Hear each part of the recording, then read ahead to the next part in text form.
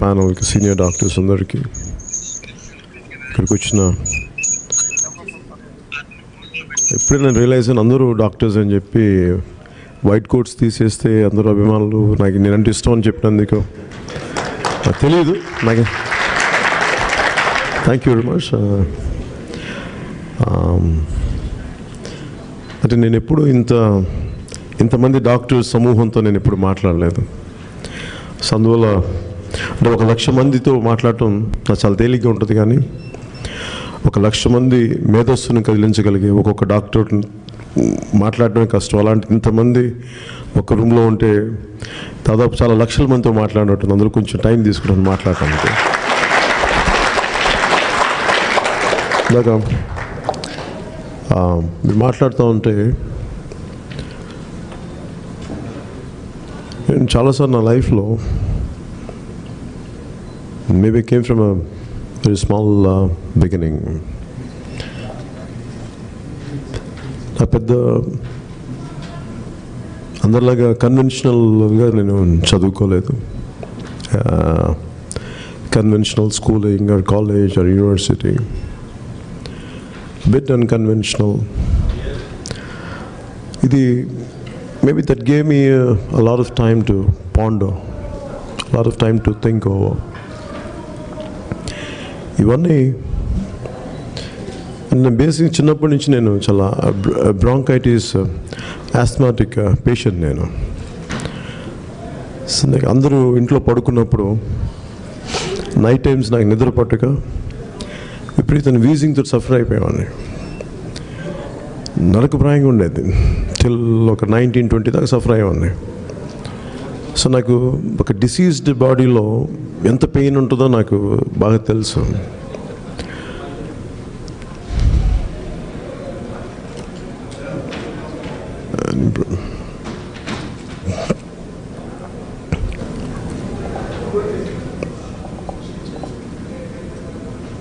ఇక్కడ కూడా ఇలాంటి సమస్యలు ఉంటాయా? ఉంటాయా అంటే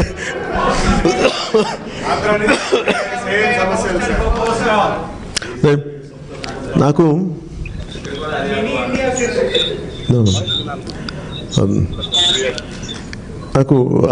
డిసీజ్డ్ బాడీలో ఉండి చాలా సఫర్ అయిపోయాను. So I had a lot of time to contemplate. చాలామంది సఫర్ అవుతున్నారు, అందరు బాగున్నారు, ఇంట్లో అందరు పడుకుంటే నేను ఒక్కడిని అర్ధరాత్రి పూట ఈ వీజింగ్ తోటి ఉన్నప్పుడు జీవితం గురించి ఆలోచించేవాడిని. నాకు 8th క్లాస్ 6th గ్రేడ్ నుంచి అప్పుడు ఎక్కువ చదువుతూ ఉండండి, ఏం చేయాలో తెలియక. మా నాన్న పుస్తకాలు చదివేవాడిని, ఇంకా పెద్దల పుస్తకాలు చదివేవాడిని. చదువుతున్నప్పుడు నన్ను బాగా తాకింది. మాకు చిన్నప్పుడు ఇలస్ట్రేటెడ్ వీక్లీ ఉండేది. దాంట్లో గీతాంజలి అనే ఒక అమ్మాయి, 16-year-old అనుకుంటా అమ్మాయికి, షీ డైడ్ ఆఫ్ క్యాన్సర్. అమ్మాయి చనిపోతూ చాలా పోయిటరీ రాసింది, చాలా పోయమ్స్. అవన్నీ చనిపోయిన తర్వాత వాళ్ళ మదర్ అవి అంటే it was stucked under the beds and pillows and bedsheets, తన ఓల్డ్ క్లోత్స్, బుక్స్ మధ్యలో. సో అవన్నీ చదివితే నాకు I used to empathize with her, with the kind of pain she had gone through, and I used to understand what she had gone through. Maybe I was just few years younger to her. Maybe I was 14 or 15. అంటే 16 ఏళ్ళ అమ్మాయి చచ్చిపోద్ది ఇట్లాగా అనేది నాకు చాలా భయం ఉండేది. పాపం ఎలాంటి నిండు నూరేళ్ళు బతికాల్సిన అమ్మాయిలు చచ్చిపోయింది ఏంటి, నాకు ఇలా ఉంటుందా అనేది ఆ సఫరింగ్లో చాలా భయం వేసేది నాకు.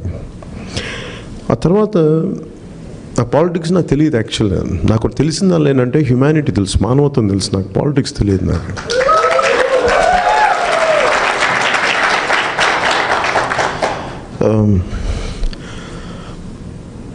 ఎందుకు కన్వెన్షనల్గా చదువుకోలేకపోయానంటే, నేను అడిగే ప్రశ్నలకి నాకు క్లాస్ పుస్తకాలు కానీ పాఠాలు కానీ నాకు సమాధానాలు చెప్పలేదు. అందుకని నేను సొంతగా చదువుకోవడం ప్రారంభించాను. ఎగ్జామ్స్ కోసం ప్రిపేర్ అవ్వడం నాకు నచ్చలేదు.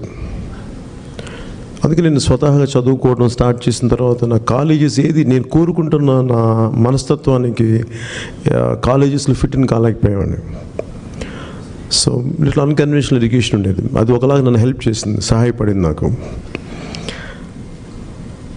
ఇలాంటి పరిస్థితుల్లో నాకు ఏం చేయాలో తెలియక, అంటే ప్రతిరోజు ఎంత ఏడుపు ఉండేదంటే చిన్నప్పుడు, ముఖ్యంగా డాక్టర్స్ కాబట్టి మేము ఆ పర్సెప్షన్లో, ఆ పర్స్పెక్టివ్లో మాట్లాడుతున్నాను. నా కంటి ముందు ఎప్పుడు సమస్యలు కనిపించాయి, నా కంటి ముందు ఎప్పుడు రోగులు కనిపించాడు, నా కంటి ముందు ఎప్పుడు సఫరింగ్ కనిపించేది, ఎప్పుడు నాకు ఆనందం కనిపించలేదు చిన్నప్పుడంతా. ఏం చేయాలి, ఇంతమంది సఫర్ అవుతూ ఉంటారు, ఏం చేయరండి ఎవరు అని కనిపించేది. బట్ చేసి సరిపోదు అనిపించేది. గవర్నమెంట్ హాస్పిటల్స్కి వెళ్ళినా, ఎక్కడికి వెళ్ళినా చాలా బాధ ఉండేది. ఎంత సీ ఆఫ్ హ్యుమానిటీ, ఇట్లాగే సఫర్ అవుతూ ఉంటారు, ఎవరు చేయరు అనే బాధ ఉండేది. అది పెరిగి మేబీ నీకు కొంత అయిపోయిన తర్వాత ఇంతేలే లైఫ్ అందరిలాగా ఇట్లా చేసేయాలని చెప్పి ఇందాక మీరు చెప్తున్నప్పుడు ఆ కోపానికి, ఆ సఫరింగ్ ఎవరు పట్టించుకోకపోవడం చూసి I had the same radical views. Even I thought of wielding a weapon and to take an unconventional method to fight against the issues. అంటే తుపాకీ కొట్టడం ద్వారా రాజ్యం సిద్ధిస్తుంది అని మనం చిన్నప్పుడు చదువుకునే వాళ్ళం. మేము అలా చేస్తే వస్తేమో అంత అవినీతి, అంత అన్యాయం చూసి చాలా బర్నింగ్ ఉండేది. ఆ బర్నింగ్ అంతా ఒక స్థాయికి వచ్చాక అదేమైపోయిందంటే ఈ ప్రపంచం మారదులే, ఇది నా పిచ్చి అనుకునేవాడిని. నాకేదో నాకు తెలియదు, నా ఆవేశం అనుకొని so I turned myself into yogic path and spiritual path.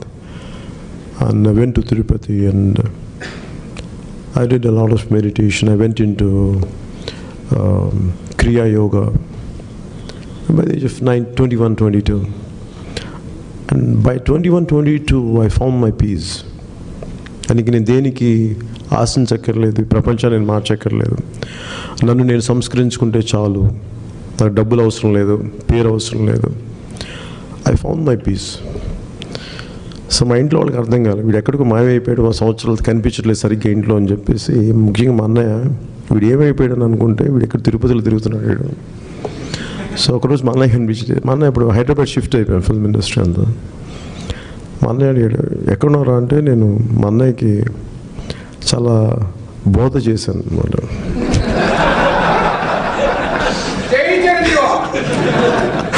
మంచి బోధ చేశాను అనమాట. ఎట్లా ఉంటుంది జీవితం అంటే ఏంటి, ఎన్లైటన్మెంట్ ఏంటి. అంటే అప్పటికి అంటే అప్పటికి నా పరిస్థితి ఎలా ఉండేదంటే ఒక 3-3.5 గంటలు 2.5 గంటలు పద్మాసనంలో కూర్చొని ధ్యానం చేసేవాడిని. మండూక ధృతి అని ఒక స్థితి ఉంటుంది మెడిటేషన్లో. అది లెవిటేషన్కి ముందు ఒక 1/2 ఇంచ్ 2 ఇంచెస్ ఎగురుతుంటారు మా పద్మాసనం. నాకు అలాంటి స్థితి ఉండేది. సో నేను అనుకున్నాను ఇలాంటి శక్తులన్నీ సాధించేసి ప్రపంచాన్ని బాగు చేద్దాం అనేది. అది so the intention was to get into spiritual path to help people. Then I realized, so ఇది I'll come back to the point. మా అన్నయ్య చెప్తా ఉన్నాను, నేను ఇలా చేద్దాం అనుకున్నా, అది ఇది చెప్తా ఉంటే మా అన్నయ్య చాలాసేపు విన్నాడు మాటలు. చాలాసేపు పరీక్షగా చూశాడు, నన్ను విన్నాడు. నేనేమో నా వాగ్దాటితో చెప్పుకుంటూ వెళ్ళిపోతాను. అంటే ఏమైనా నేను మాట్లాడేటప్పుడు చాలా కన్విక్షన్తో మాట్లాడుతున్నాను. అంటే ఇప్పుడు నేను if I'm a wood cutter, I can sell the concept of cutting woods and chopping wood. How beautiful is it? And అందరికీ ఒక టెంప్టేషన్ కలిగించేలా చేస్తున్నాను.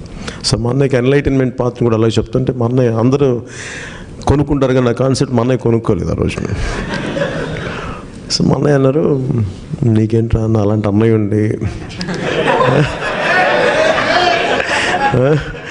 అలాంటి అన్నయ్య ఉండి నీకు ఎవరికి సంపాదించి పెట్టాల్సిన అవసరం లేదు, నేను ఎవరు చదివేవాలేదు అని అడిగేవాడు ఎవరు లేడు, నువ్వు ఎన్ని కథలని చెప్తాను. బట్ తనకి ఎక్కడో అనిపి, కానీ నేను చెప్పాను. తను ఒక మాట ఏమన్నాడంటే, నేను జెన్యూన్గా చెప్పాను ఆ రోజున. నాకు అంత కమిట్మెంట్ ఉండింది ఆ రోజున. సో మనైతే మాట్లాడుతూ చెప్పాను, లేదు నిజంగానే మాట్లాడుతున్నానంటే చాలాసేపు తను ఒక మాట అన్నాడు, నువ్వు డబ్బులు సంపాదించి పేరు సంపాదించి will you be the same person? నువ్వు ఇదే మాటలు అనుభవంతో చెప్పగలవా అన్నాడు. నాకు నీ whatever your knowledge, it is mere knowledge, it is not wisdom, it is not learn by experience, it's not gain by experience. అనుభవంతో రాలేదు ఇది, నువ్వు అనుభవంతో చెప్పి ఇదే మాటలు అప్పుడు నేను వింటాను అన్నాను. మా అన్నయ్యకి నాకు ఎలా కన్విన్స్ చేయాలో అర్థం కాల. అరే నేను నిజంగానే చెప్తున్నా, నాకు ఇది జరిగింది, ఇది నాకు ట్రూలీ కమిటెడ్, నాకు ఆ అవేకనింగ్ ఉంది నాకు అని చెప్పడానికి. అది ఎప్పుడు జరిగిందంటే నేను ఇంకా అదే వ్యక్తిని చెప్పడానికి it took me 25 years, almost 20 years plus recently. ఎప్పుడంటే ఒక 4 months బ్యాక్ మా అన్నయ్య గుర్తు చేశాను, నువ్వు ఆ రోజు ఇట్లా అన్నావు కదా గుర్తు అంటే, అన్నానా నాకు గుర్తులేదు అంటే నేను చెప్పాను, నువ్వు అన్నావు అంటే ఏదో అని ఉంటాను రాను, లేదు నువ్వు ఎంత సీరియస్గా కామెడీగా అన్నావు తెలియదు కానీ నేనే చాలా సీరియస్గా తీసుకున్నాను ఆ మాట. అంటే ఆ రోజు నాకు ఎంత ప్రభావితం కలిగించినాయి అంటే, మనం ఎంతసేపు మాట్లాడటం వేసి చేతల్లో అదే వ్యక్తిత్వం పోద్ది మనకి. అంటే మనం ఏ ఆశయాలతో అయితే ఉంటామో, కష్టాలు, సమస్యలు, టెంప్టేషన్స్ ఆఫ్ లైఫ్, ఇవన్నీ మనల్ని దూరం పెట్టేస్తాయి, ఆ దారిని గమ్యాన్ని పక్కన పెట్టేస్తాయి. నాకేంటంటే ప్రతిసారి నాకు ఆ దారి తప్పాలి అనే పరిస్థితులు ఉండేవి నాకు ఎప్పుడు, రకరకాల సమస్యలు. అంటే నేను బై డిఫరెంట్ స్పిరిచువల్ ఎక్స్పీరియన్సెస్ వచ్చినాయి నాకు. చాలామంది చూసుండొచ్చు, నేను ఐ థింక్ ఖుషి సినిమా అయిపోయాక గుండు కొట్టించేసుకున్నాను అనమాట. ఎందుకంటే నాకు రోజు మేకప్ వేసుకొని జుట్టు దువ్వుకోవడం విసుగు వచ్చేసి జుట్టు తీసాను ఒక రోజు. సమ్ గెట్ ఇన్ టు ఒక ఖుషి తర్వాత ఒక 5 films చేసి నేను నేచర్తో నేను అడిగింది ఏంటంటే, ఇద్దరు నాకు స్పిరిచువల్ మార్గానికైనా తీసుకెళ్ళు, లేదా నన్ను ప్రజలకి ఏదైనా చేయని ఈ సఫరింగ్ హ్యుమానిటీకి. కానీ నాకు రెండు చేయలేదు. నన్ను 10-12 సంవత్సరాలు నాకు నరకం చూపించేస్తుంది జీవితం. రోజు ఎందుకు లేచామో నాకే తెలియదు. అండ్ ఆ రోజు పడ్డ సఫరింగ్ పోస్ట్ ఖుషి రేపు రిలీజ్ అంటే నాకు ఈ రోజున సినిమా చూస్తుంటే నాకు అనిపించింది నీకు చాలా సఫరింగ్ ఉంటుందని నా లోపల నుంచి, నువ్వు చాలా బాధలు పడతావు ఈ రోజు నుంచి అనే లోపల నుంచి నాకు అనిపించింది. ఏంటంటే ఇంత మంచి సినిమా బాగుందంటే ఇట్లాంటి భావన వస్తుందని నాకు అనుకున్నాను. ఆ భావన పోవడానికి నాకు మళ్ళీ తిరిగి నాకు శక్తి రావడానికి నాకు గబ్బర్ సింగ్ వరకు పట్టింది నాకు. అది కూడా ఆ పోలీస్ స్టేషన్ సీన్ చేస్తుంటే, అంటే నేను అది ఒక టాంజిబుల్ చెప్పలేను, కానీ ఆ రోజు నేను పోగొట్టుకుంది ఖుషి రిలీజ్ ముందు రోజు తిరిగి ఆ ఎనర్జీని గెయిన్ చేయడానికి I don't know how long, maybe 10 years or 12 years తెలియదు కానీ మర్చిపోయాను ఎగ్జాక్ట్గా. అది ఆ Gabbar Singh police station scene చేస్తున్నప్పుడు నాకు అనిపించింది, తిరిగి నాకు అది వచ్చింది ఆ ఎనర్జీ, ఇదే నేను పోగొట్టుకుందని. అంటే నేను పోగొట్టుకెళ్ళి ఆల్రెడీ నాలో ఉంది, కానీ అంత సఫరింగ్ పడ్డాను జీవితంలో. ఆ సఫరింగ్ దేనికి పడ్డానని చూస్తే, అంటే నీ జీవితం అంటే యాజ్ అ మ్యాన్ థింక్ చేస్తాను, యద్భావం తద్భావతి. సార్ నా థాట్స్ ఏమున్నాయి, నేను ఎప్పుడు ఇల్ థాట్స్ ఎప్పుడు పెట్టుకోలేదు. ఏదో చేద్దాం అనుకున్నానంటే, అంటే సర్వ్ చేద్దామన్న థాట్ కూడా నువ్వు ఎంత టర్బులెన్స్ తీసుకోగలవు, నువ్వు ఎంత టర్బులెన్స్ని నువ్వు తట్టుకోగలవు, ఎంత సమస్యల్ని అధిగమించగలవు, స్థిరంగా ఉండగల సమస్యల్లో కూడా. ఇవన్నీ చెప్పి నాకు ఒక 10-12 years నలిగిపోయాను. ఆ థాట్ అంతా ఏంటంటే సర్వ్ చేయాలని చెప్పి వెటకారం చేశారు. ఆ టైంలో పాలిటిక్స్ జరిగినాయి 2009లో. ముందుకెళ్ళలేకపోయాం, ఫెయిల్ అయ్యాం. ఉన్నతమైన ఆశయాలు కూడా ఫెయిల్ అవుతాయి అంటే ఖచ్చితంగా ఫెయిల్ అవుతాయి. అందుకే నేను ఎప్పుడు మనిషికి విలువిస్తాను తప్ప కులాలకి, మతాలకి, ప్రాంతాలకి నాకు అన్ని సమానంగా ఉంటాయి.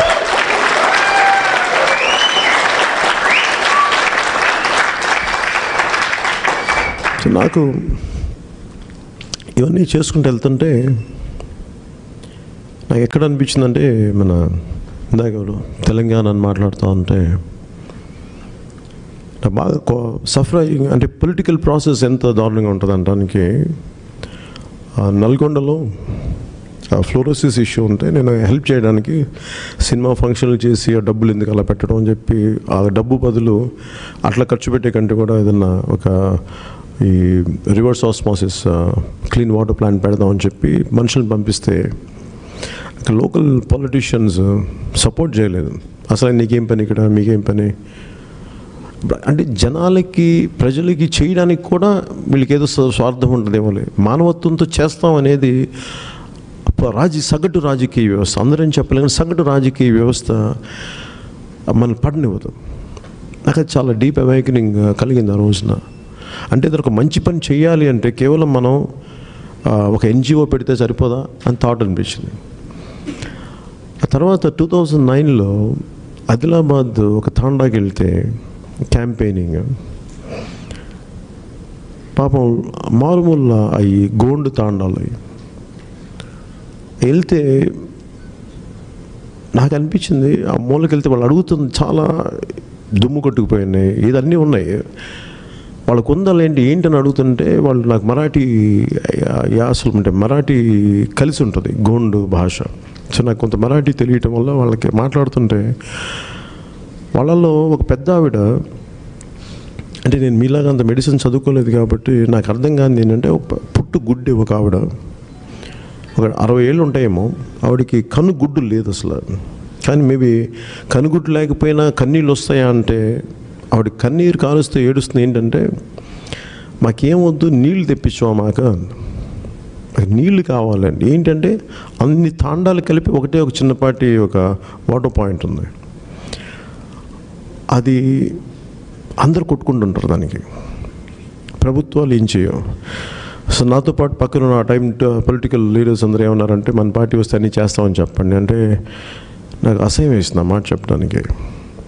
నేను చాలా అన్యమనస్కంగా తలాడించేసి చెప్పి వెళ్ళిపోయాను. నెక్స్ట్ డే మార్నింగ్ ఏదో ఒక మీటింగ్లో కూర్చొని మాట్లాడుతుంటే నా ముందు ఒక వాటర్ బాటిల్ పెట్టారు. వాళ్ళు సఫర్ అవుతుంది, మనం ఇక్కడేమో సుఖాల మధ్యలో ఇంకొంచెం ఎక్స్ట్రా సుఖం కావాలి ఇలా ఉంటే, వాళ్ళు అక్కడ మాట్లాడుతుంది మాకు ఒక్క నీళ్ళు కావాలి, ఇంకేం వద్దు అంటున్నారు. ఏమొద్దు బాబు మాకు కొంచెం నీళ్ళు ఇప్పించు మాకు. ఆ వాటర్ బాటిల్ చూసి నాకు గిల్ట్ వచ్చేసింది, నేను ఎలా తాగలుగుతున్నా నీళ్ళు అని, వాళ్ళకి ఒకవైపు నీళ్లు లేవని. సో నాకు ఏం చేయాలో తెలియక, మనం విన్ అవుతామో గెలుస్తామో లేదో తెలియదు అసలుగా, ఏంటి ఫ్యూచర్ ఏం తెలియకుండా ముందు నేను చేయగలిగేది ఏం చేయగలను ఆలోచించిన తర్వాత, నాకు ఎవరు ఒకరిద్దరు తెలుసుంటే వాళ్ళని రిక్వెస్ట్ చేస్తే, మీరు నేను డబ్బులు ఇస్తాను, మీరు బోరింగ్ అయినా బోర్ చేయ నీళ్ళ కోసం అని అన్నాను. వాళ్ళు ఏదో పనులు అక్కడ బోరింగ్ పడితే అప్పుడు దాకా నీళ్లు పడలేదు, నీళ్లు పడ్డాయి అక్కడ. అండ్ ఈ రోజుకి అది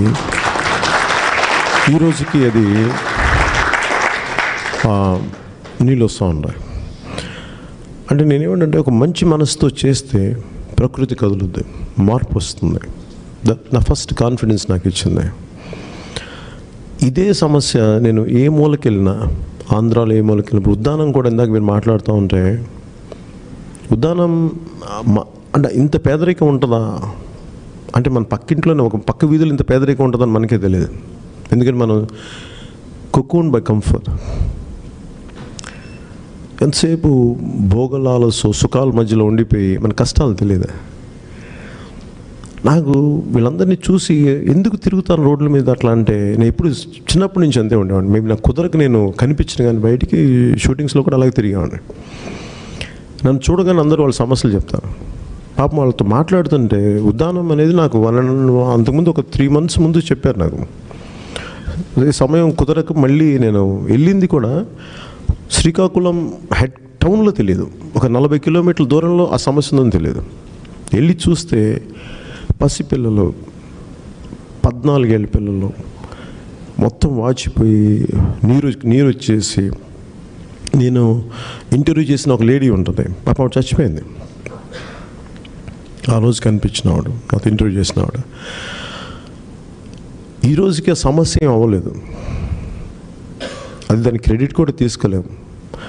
అందుకే నేను వ్యక్తిగతంగా ఏం చేస్తున్నానంటే, స్టేట్ గవర్నమెంట్ దగ్గర తీసుకెళ్ళాం, అలాగే మన ఉద్దానం దగ్గర నుంచి డాక్టర్స్ అంతా చేస్తున్నారు, హార్వర్డ్ యూనివర్సిటీ నుంచి డాక్టర్ జో వీళ్ళందరినీ పిలిపిస్తున్నప్పుడు ఉద్దానం ఇష్యూ ఏంటంటే,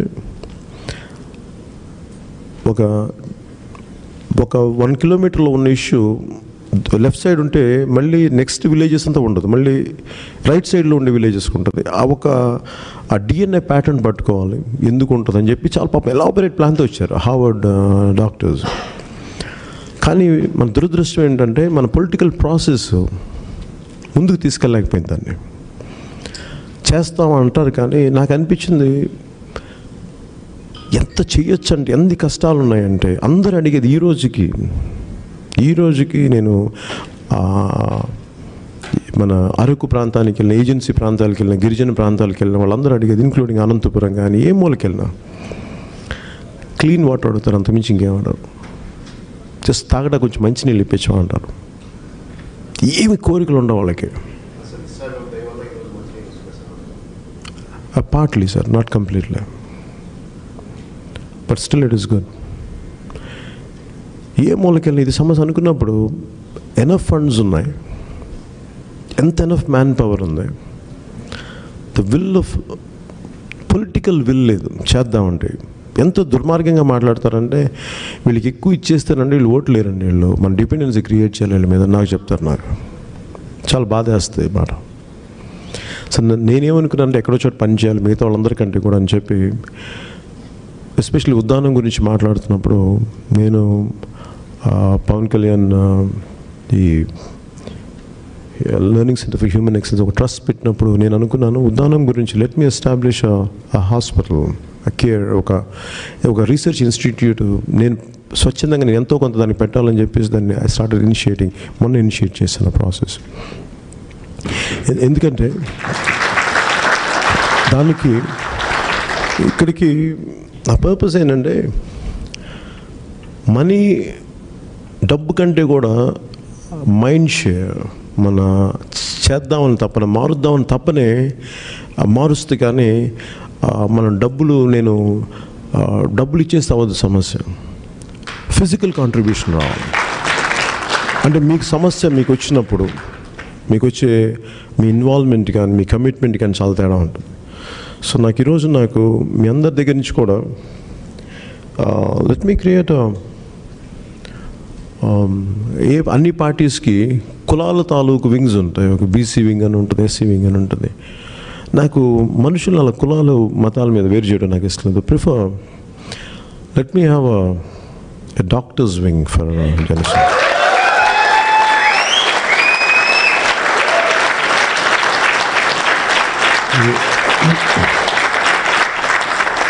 ఎందుకంటే let me have a science and technology wing. Doctors wing ఎందుకంటే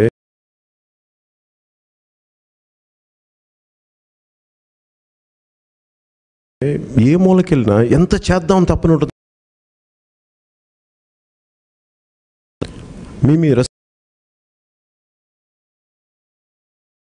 Or it could not necessarily, if you align with Janasena, if you don't align with Janasena, still if you align for some other purpose, I'm really glad.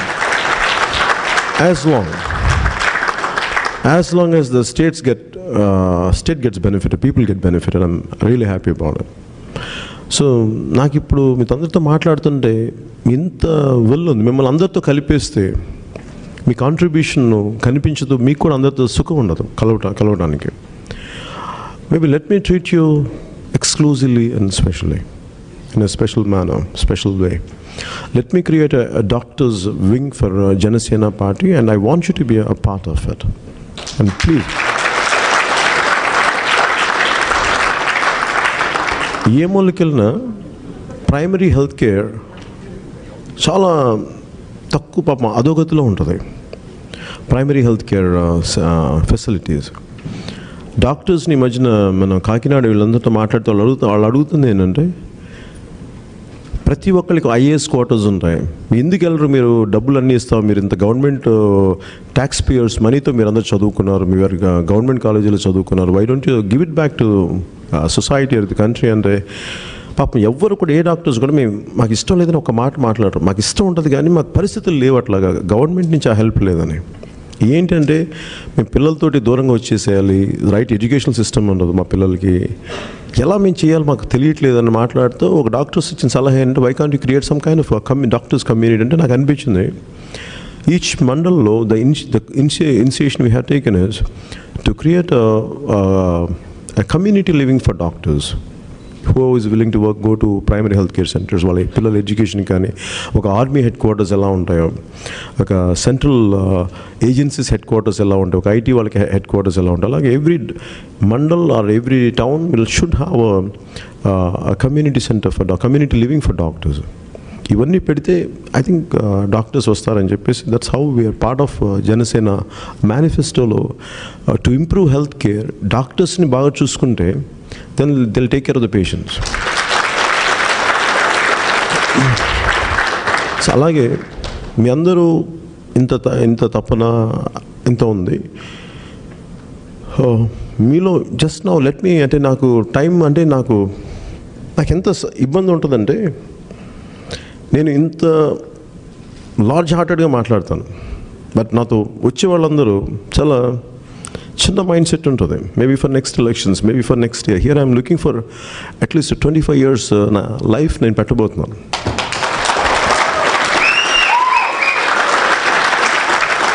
దేనికి? ఎంత తింటావు, ఎంత సంపాదిస్తావు, ఎంత ఖరీదైన బట్టలు వేసుకుంటావు, ఎంత ఖరీదైన వాచ్లు వేసుకుంటావు. నేను ఎవరితో ఒక మాట్లాడుతూ ఉంటే మొన్న మధ్యన quite wealthy man, rich man whose around 1,000-2,000 crores worth man, ఆయనతో మాట్లాడుతూ ఉంటే there is a lot of emptiness in me. And ఎంప్టీనెస్ని మీరు తీర్చగలరంటే నేనేం తీర్చగలంటే మాకు ఏదో గైడ్ చేయని నన్ను అడుగుతూ ఉంటే, ఎంత డబ్బు సంపాదించినా మనం if you don't give it back, if you don't take care of the fellow human being or nature, always that emptiness could never be filled up by materialistic desires. Arthur Schopenhauer ఏదో నేను చదువుతూ ఉంటే పుస్తకంలో, ఒక మనిషి ఒక self serving individual, అలాంటిది extraordinary certain సర్కమ్స్టాన్సెస్లో వాడు ఎంత గొప్పవాడు అయిపోతారంటే తన సెల్ఫ్ ఐడెంటిటీని పోగొట్టుకొని మిగతా వాళ్ళు బతికించేయడానికి మనిషి చచ్చిపోవడానికి కూడా సిద్ధపడతాడు. ఈ ఉదాహరిస్తా దీన్ని I think one of the mythology expert on mythology, I mean his name is Joseph Campbell. Joseph క్యాంబెల్లో ఒక ఇన్సిడెంట్ చెప్తా, తన బుక్లో చదువుతూ ఉంటే, ఈ మన హవాయ్ ఐలాండ్స్లో ఒక particular I don't forget the name, it's about ఆ పీక్ ఉంటుంది, ఒక మౌంటైన్. అందరూ అక్కడికి వెళ్ళి కారు ఆపి చాలా బలంగా వీస్తున్న గాలిని తట్టుకొని చూస్తూ నిలబడుతుంటారంట. జస్ట్ చిన్న వాల్ ఉంటుంది. ఎవరో ఒక ఇద్దరు పోలీస్మెన్ వెళ్తూ ఉంటే, హవాయిన్ పోలీస్మెన్, వాళ్ళిద్దరు ఒకటి ఏం చూశారంటే, పెట్టుగోడ మీద కూర్చొని ఆ లోయలోకి చూస్తున్న ఒక మనిషి whose about to commit suicide. So గబుక్కుని వెళ్ళి వాడు దూకైపోతుంది, ఇతను వెళ్ళి పట్టుకోపోతుంది. ఆ గాలి ఎంత బలమైన గాలి అంటే ఇద్దరిని లాగైపోతుంది. సో సెకండ్ పోలీస్మెన్ వచ్చి ఇద్దరిని లాగాడు. వాడు అడిగాడు పోలీస్మెన్, ఎందుకు నువ్వు ఇలా చేసావు, నువ్వు చచ్చిపోతావు కదా వాడుతూ ఉంటే, వాడు పడిపోతావు నువ్వు కూడా పోతావు అంటే, నీ పిల్లలు ఉన్నారు, బిడ్డలు ఉన్నారంటే, ఒకవేళ వాడు చచ్చిపోయి ఉంటే నేను నా జీవితకాలం నా మనశ్శాంతి కోల్పోయేవాడిని. ఇక నా కళ్ళ ముందు ఒక మనిషి చచ్చిపోవడం, it's okay worth dying, but I don't let him die.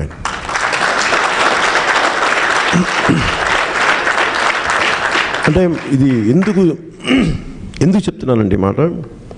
we all think we are very selfish, we all think that okay we are self-serving people అనేది, but deep down inside us there's a great giving nature in us. ఎంత giving ఉంటుందంటే మనం చచ్చిపోవడానికి సిద్ధపడతాం. What made me to serve society?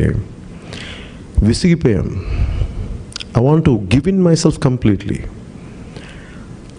Till my last breath. అంత చేస్తే తప్ప, అంత కమిట్మెంట్ తీసుకుంటే తప్ప చిన్నపాటి మార్పు కూడా తీసుకురాలి. నేను సంపూర్ణంగా దేశాన్ని మారుస్తానని చెప్పలేను, కానీ నా ఆఖరి శ్వాసలోపు ఖచ్చితంగా జగన్నాథ రథ చక్రాలు నాకు తెలియదు, కానీ మార్పు అయితే తీసుకురాగలను.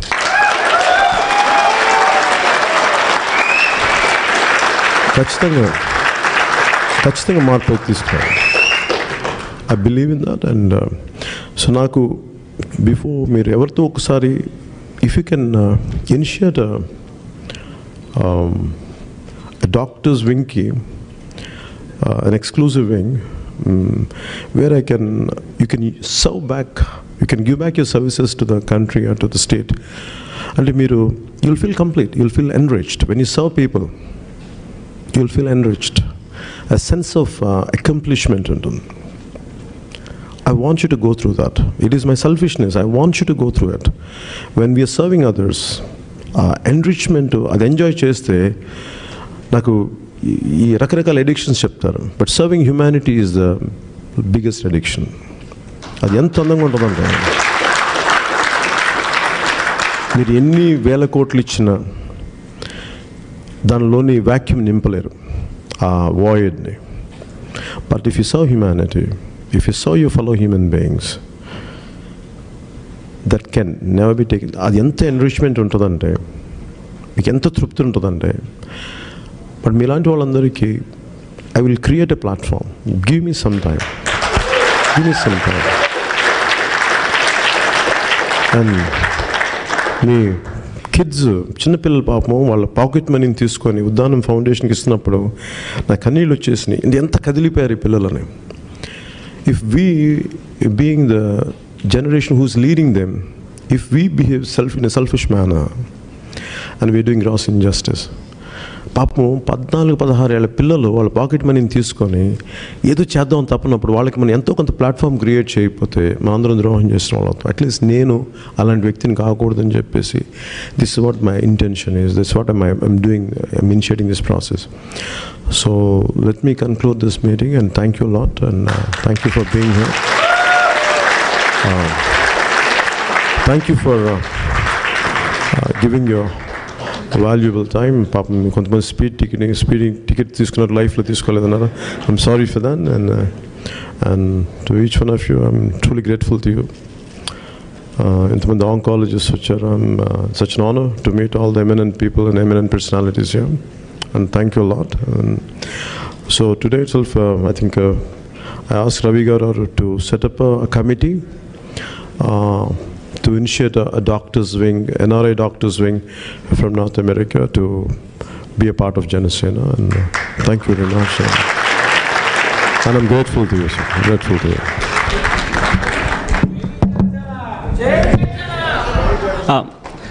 Please, doctors andaru, they'll get their time.